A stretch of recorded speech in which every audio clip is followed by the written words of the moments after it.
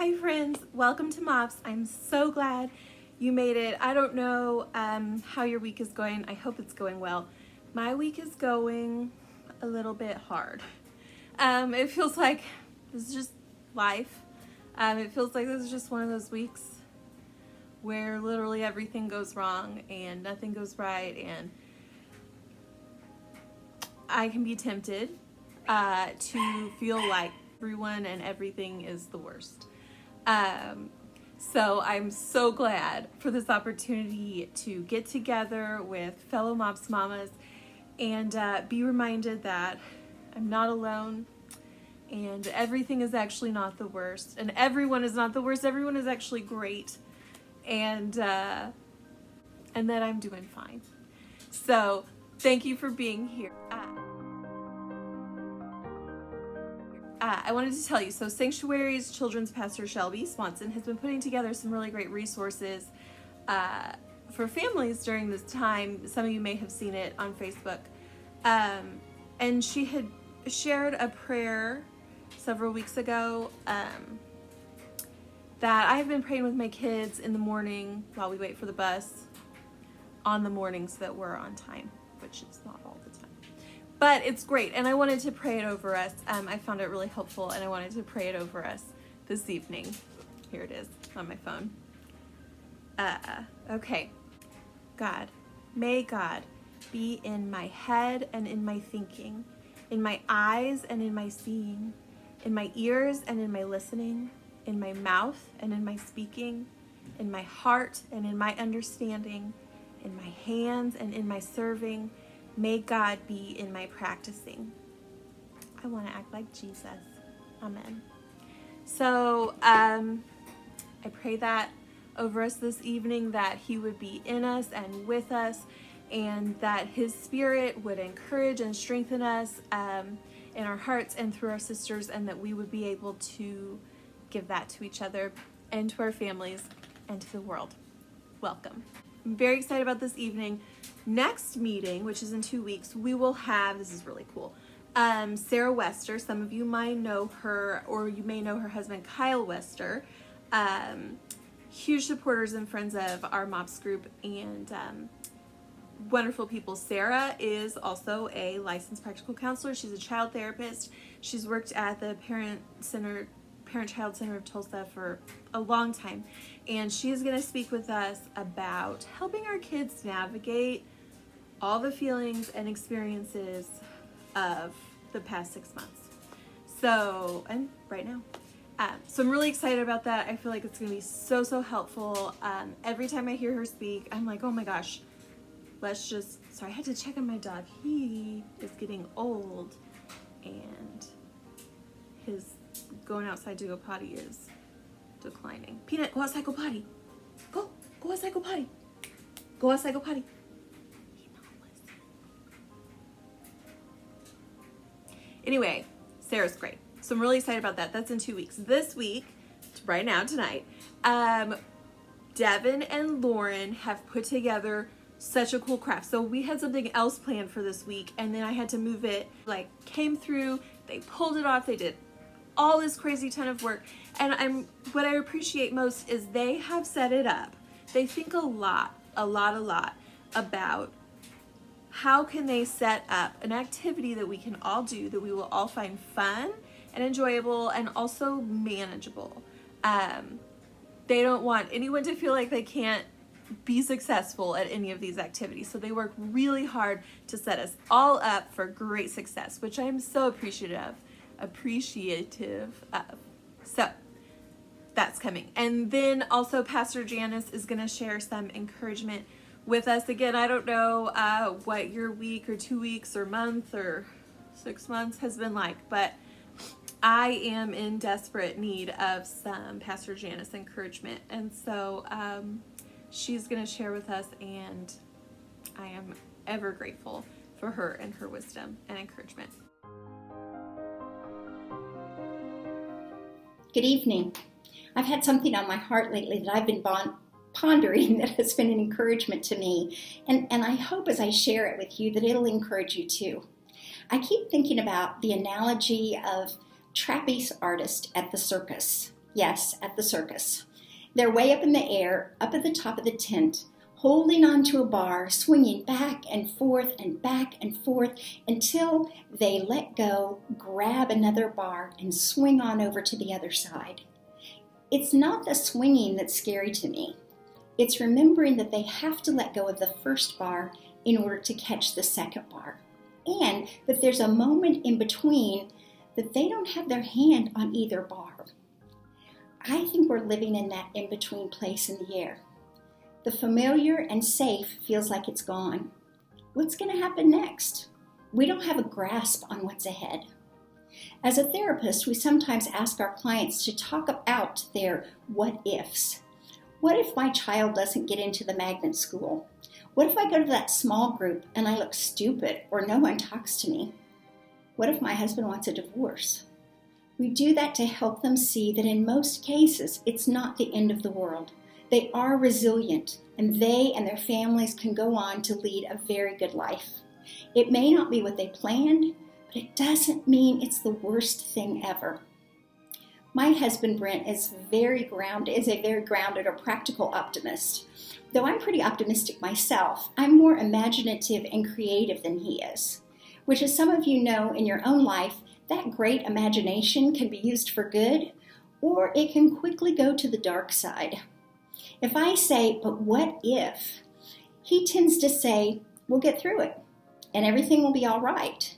Sometimes I get a little bit irritated when he says, who knows? God may have something so much better for us. I totally agree with that, unless I'm in my what if doom state of mind. Almost 26 years ago, we bought a house that we're in right now. It was a miracle that we got it, and it was a true blessing, but it needed a total remodel. I won't go into all the details, but we had to replace the roof, some of the windows, all the carpet, flooring, countertops, sinks, doors, etc. before we moved in. It had to be bleached throughout, and everything needed to be painted. The house was in a great neighborhood, but it had been trashed. It was a huge financial stress for us, but because Brent could do so much of the work and we got it for such a great price, we went ahead and got it. And he spent every night after work for at least 6 weeks over there, working until the middle of the night so we could move in with our 4 kids, aged 2 to 12. The downstairs has a mother-in-law's room with its own bath, and it has doors to the outside. One day when we came over to work on the house, we noticed that there was a pool of water in the middle of the floor. We cleaned it up, and then we came back another day, and there was a pool of water. We couldn't figure out where it came from. It's not like there was anything in the ceiling that was leaking. It's just this pool appeared. There was a small crack in the slab, but we'd had an engineer and we'd had a builder look over the house to make sure there were no structural problems, and they assured us that foundations have things like that. It just wasn't a big deal. The house was good. But in my mind, I had decided we were missing a huge problem. I had a couple nights laying awake thinking we've put all our money into this house and we're going to find out that there's something terrible going on.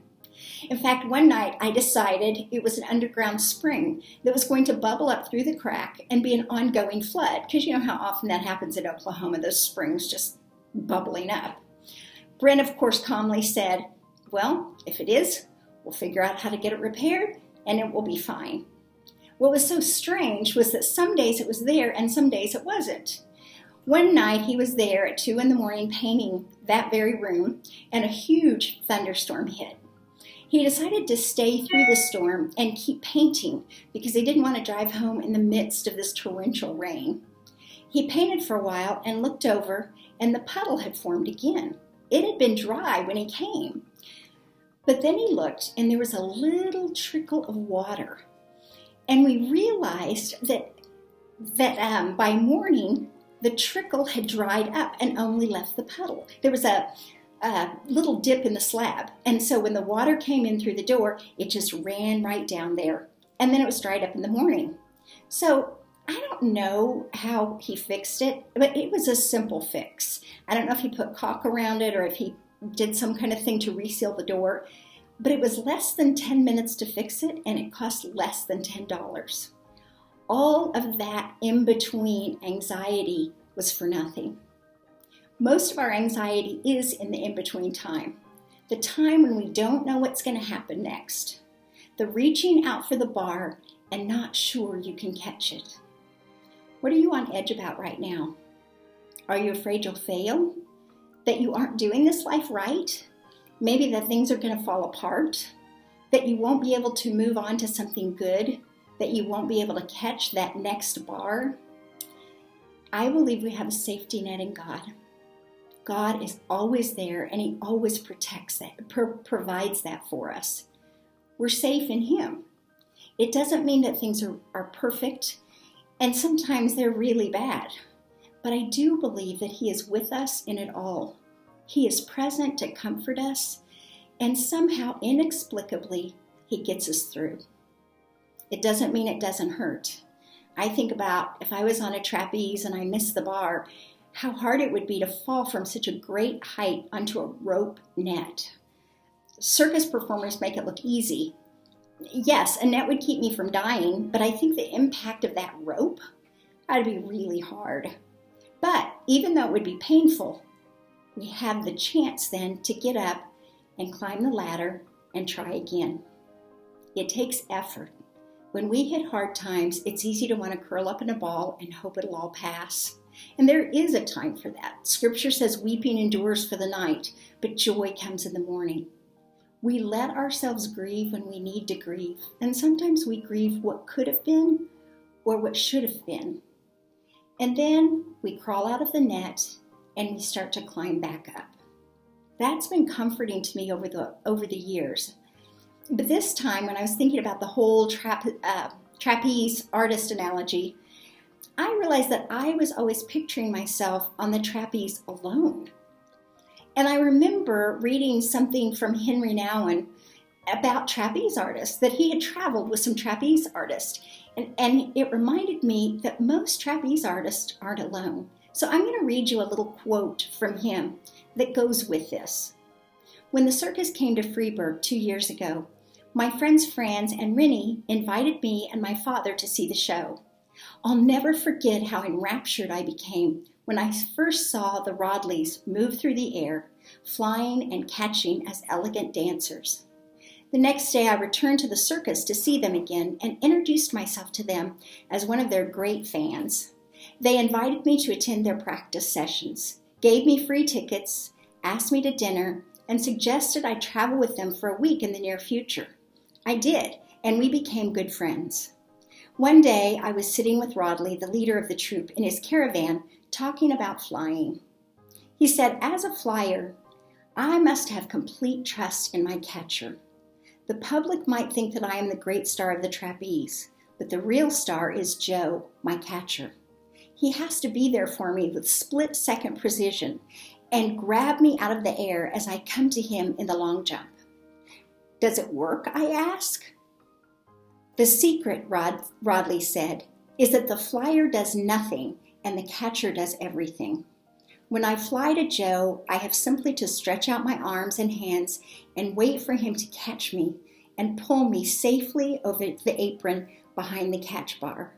You do nothing? I said, surprised. Nothing, Rodley repeated. The worst thing a flyer can do is to try to catch the catcher. I'm not supposed to catch Joe. It's Joe's task to catch me.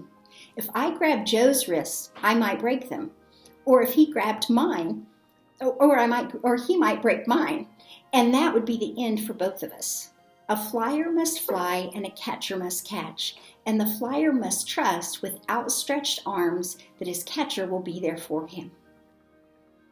Not only do we have a Lord and Savior who is a great high priest, the King of Kings, the Lord of Lords, but he's also a catcher.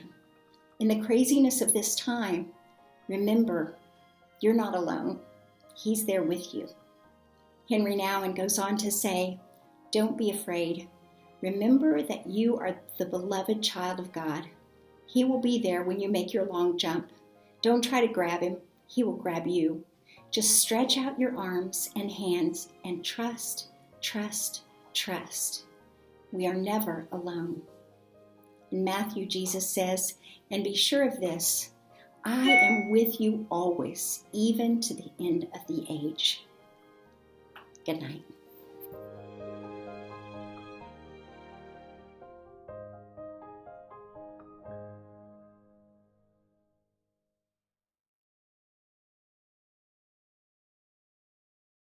Let's get to our icebreaker. Very exciting. This is probably a game that none of y'all know. It's called charades. Just kidding, I know you all know it.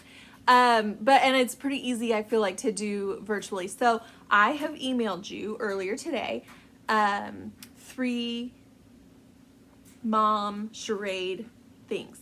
When it's your turn, you can look at your email and pick which one you're gonna act out. That was the only way I could figure out.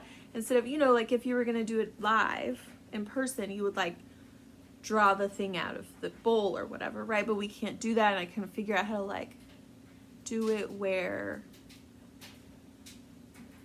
you would be able to draw without everybody else seeing it, and like the table leader could dispense it, but then the table leader doesn't get to play. So check your email. You have 3 options, and you guys can play for as long as you want.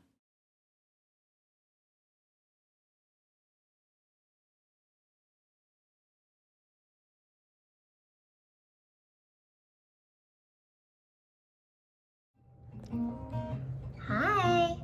All right, we're having another craft meeting. It's coming a couple weeks earlier than planned, but we got it together and we're gonna do it. And what we are making is we are going to make these little banners with whatever phrase you chose. I'm gonna walk you through it and hope that you aren't intimidated. We try to make this as easy as possible, and I made quite a bit so I can hopefully give tips to help. If you are virtual, your kit looks like this, and then for those in person, you have your tray as well, and then all of your little tools and supplies that you need are in some type of wrapped up piece of paper. I got better at it as I went along, so sorry for those first ones. In your kit, you will have a little cup of paint, and I know it doesn't look like much, but it is plenty. And then you'll have a pencil, your paintbrush, and I tried my best to go through and pick all the ones that weren't great, but you might still double check, make sure there's no little hairs sticking out anywhere, but if there are, you can just trim them off. You just don't want anything poking out.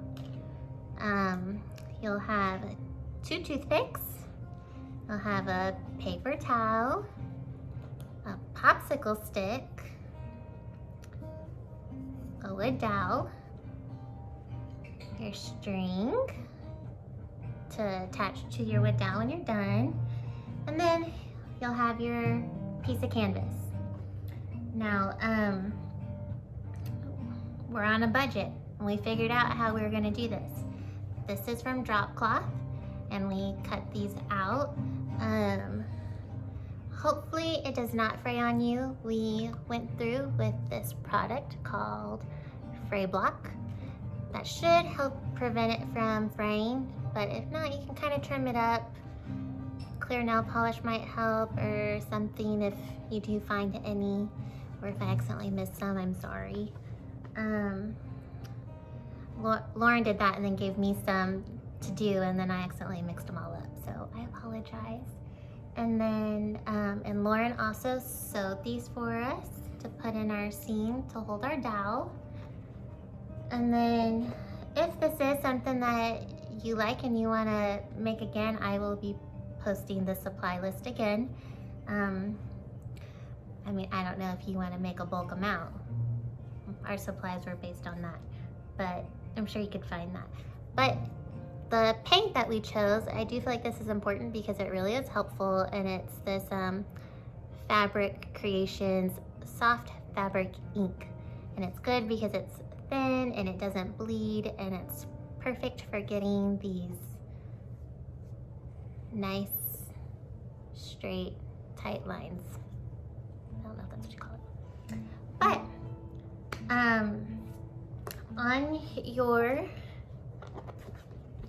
tray, we have your fabric.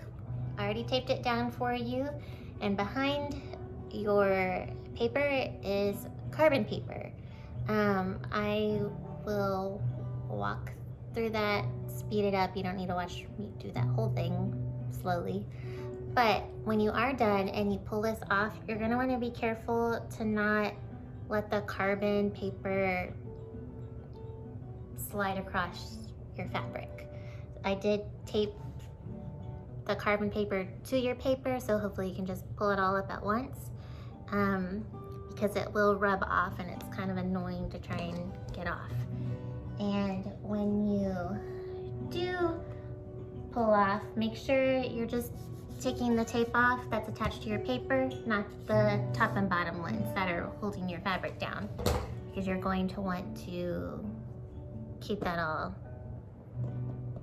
straight so it's not moving on you while you paint.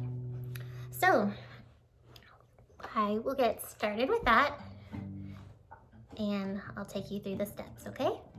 Okay, so first, when you are going through and doing your pattern, you are going to want to really go pretty hard on those lines. And I also recommend sticking to the outer edges of it when you're doing it, okay?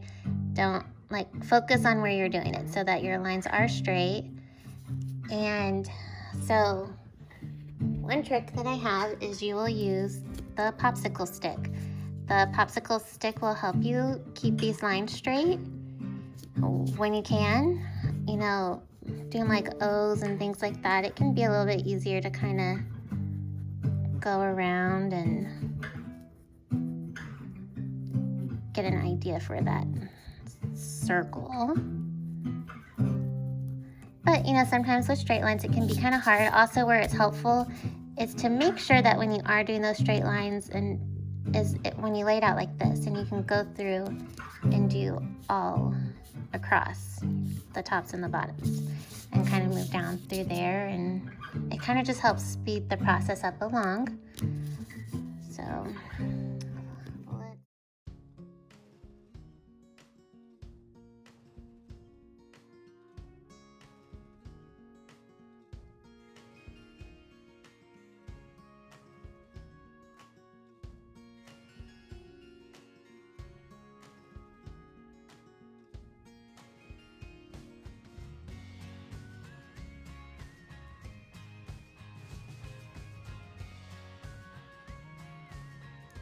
all right, well, I didn't even listen to my own little tip the whole time about the popsicle stick. But, so some of my letters maybe came out a little wonky. I just realized I didn't tape this up right for myself. But then, just kind of gently peel back, and you can kind of see, oh my goodness. I had my carbon paper upside down, so it's not on there. And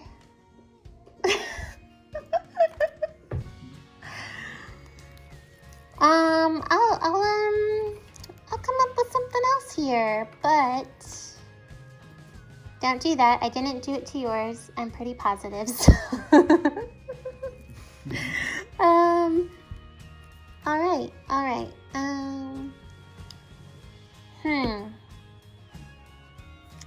Well, I think, all right, new plan. I got a scrap piece of fabric. I did not want to retrace that whole thing right now. I'll be honest, I've done a couple of these. Didn't honestly want to do the whole thing anyway. So, I am going to do one word on a piece that my son spilled something on, and I can show you the little tips that I have. All right, so here we go. You have 2 toothpicks. One you can use to kind of, you want to get this all stirred up because there's some type of components in there that make it better for the fabric.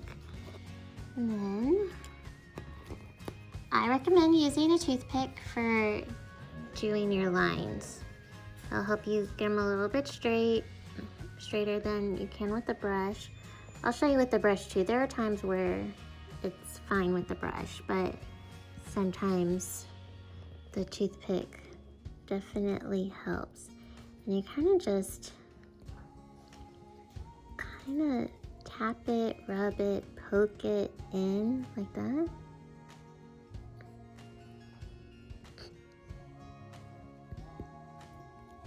Okay.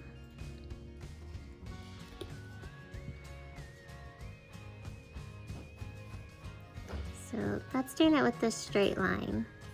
Now I'll show you.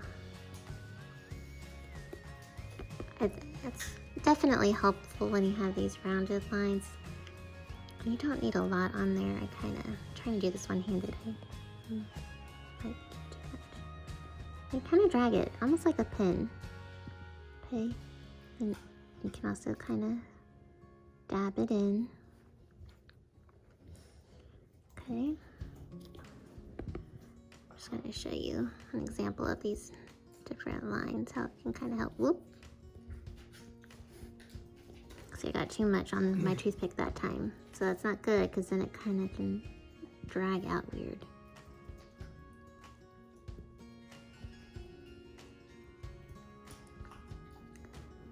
And if you do, you can just kind of spread it if you get too much on there, but. And then the brown paper bag, or the paper that you have that your stuff came in, if you want, you can kind of try practicing on there if you want.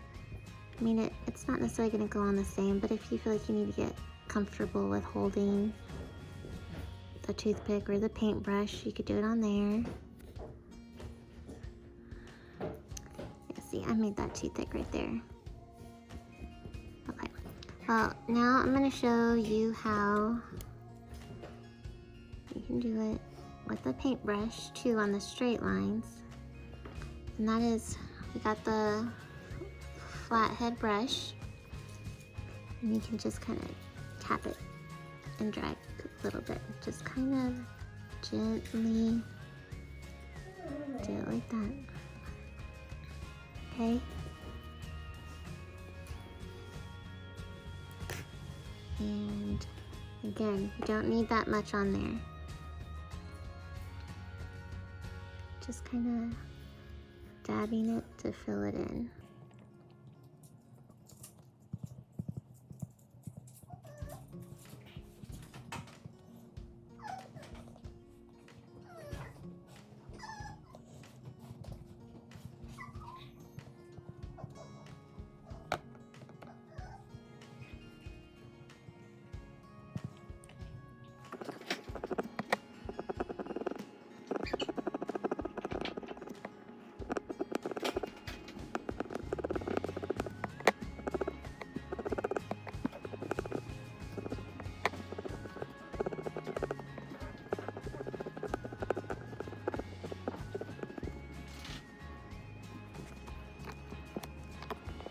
Hopefully those are good tips that can help you, but when you do trace with the carbon, make sure to really go over the lines pretty well and dig in like you are. I don't know if you can see how I did this, but you can feel all of that from how hard I was pressing in. You'll really want to go over it. I really do recommend using the popsicle stick. When I was doing it, I was forgetting in some areas because you just kind of get to going, and I was flubbing up some of the numbers or letters. Toothpicks, very helpful on the painting, getting those little edges, dab it in, poke it in. I will share a time-lapse sped up video of this one that I did, and hopefully you might kind of be able to gather how to properly do it better than I'm explaining right now. But okay, If you do have any questions, I will try to be available on Facebook the night of the meeting if you have anything you need to ask. Oh, and maybe I should finish this tutorial. So after you are done, make sure it's dry. I don't think it takes terribly too long. But then you will put your wood down in here, and then you will tie this on here however you like. I hope that this is somewhat helpful and I hope you have fun.